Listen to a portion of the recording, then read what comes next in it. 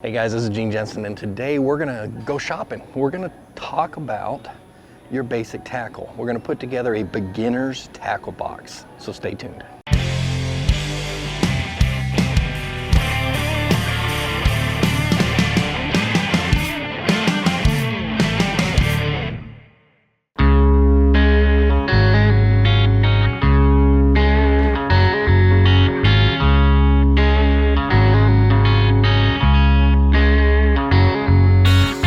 So today we are at Sportsman's warehouse in Chattanooga, Tennessee, and they are so awesome to let me do this. I've been trying to do something like this at a store for a long time.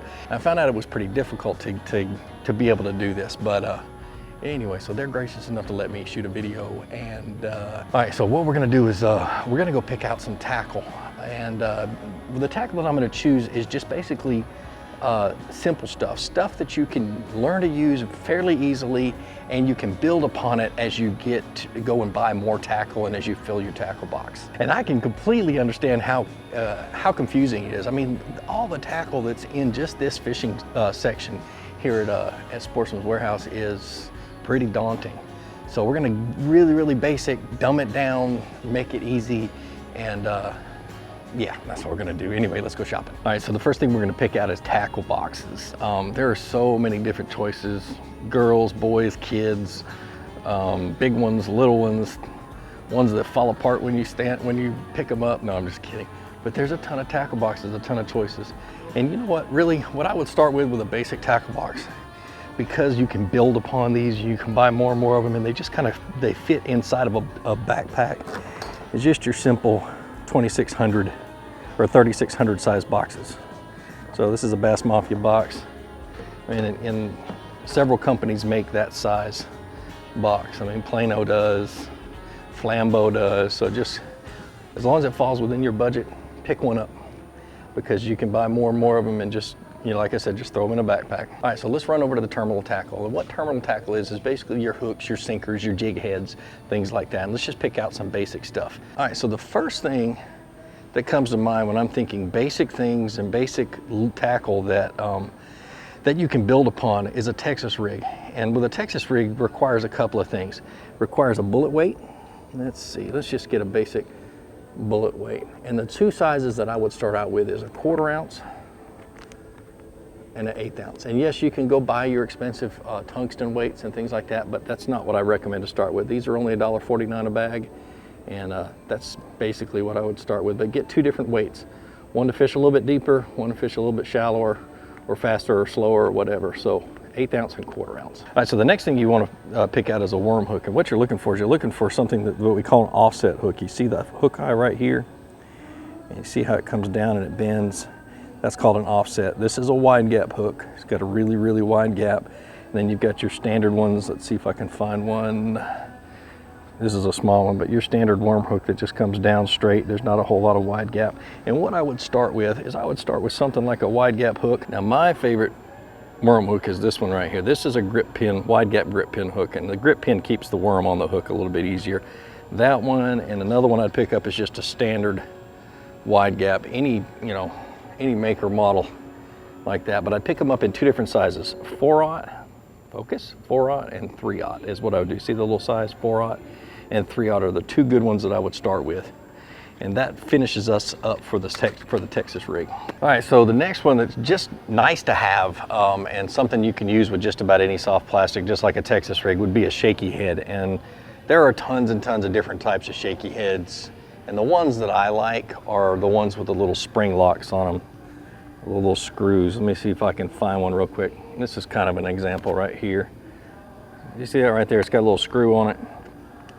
And we'll go through that here in just a minute, but that's what I like, because I love to have a shaky head. It's one of those things that when nothing bites, when you're not getting any bites, that usually can get you a good bite or two.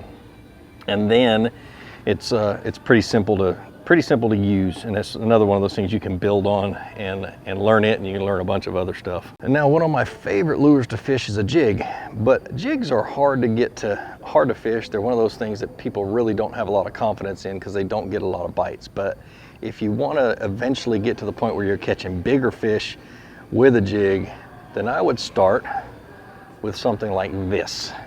This is what they call it's a jointed structure head is what Strike King calls it, but it's basically a jointed jig. It's got a wide gap hook on it, and then the jig heads actually are free swinging.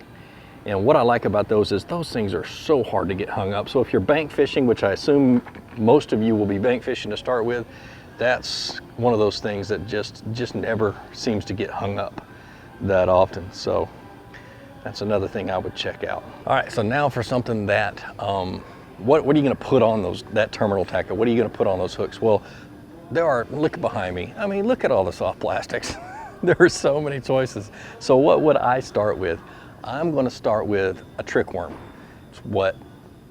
It just catches fish, and it's real easy to fish, and it goes on a Texas rig, goes on one of those little jig heads, goes on a shaky head. Start with a trick worm. Start with 2 different colors. Don't worry about the rest of them. Green pumpkin, which is that one right there, and black. Those are the 2 that I would start with. Just grab those 2 and go out and go have some fun fishing with soft plastics. All right, so that takes care of the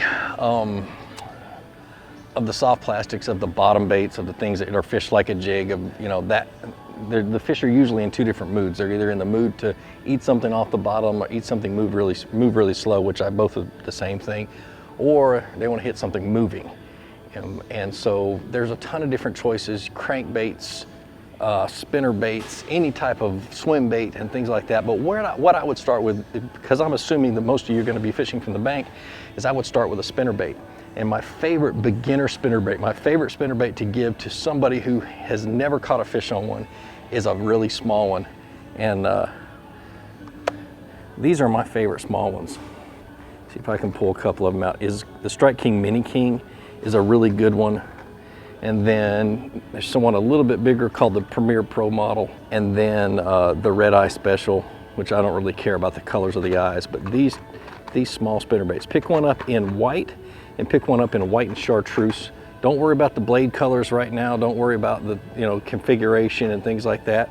You just want something you can cast out and wind in and bump through cover, and something that's not going to get hung very easy while you're bank fishing. A crankbait probably isn't a good idea, because crankbaits, they get hung up a lot easier. And so I wouldn't even consider a crankbait to start with. They're pretty much more frustrating from the bank than they're worth fishing.